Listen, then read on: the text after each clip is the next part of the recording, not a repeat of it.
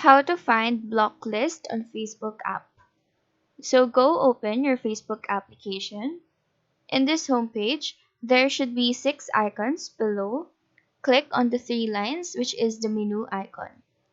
Scroll down and tap on Settings and Privacy. These options will expand, and in here, click on Settings. In this page, go ahead and proceed to Profile Settings beside your profile picture. Under the Privacy tab, click on Blocking. Now, I don't have any blocked users, so no one is showing here. But if ever you have one, their username should appear here. And if you want to add someone to your block list, you can just click on this one, select their name, and they will be on your blacklist. So that is how to find block list on Facebook app. Do let us know if this video helped you out.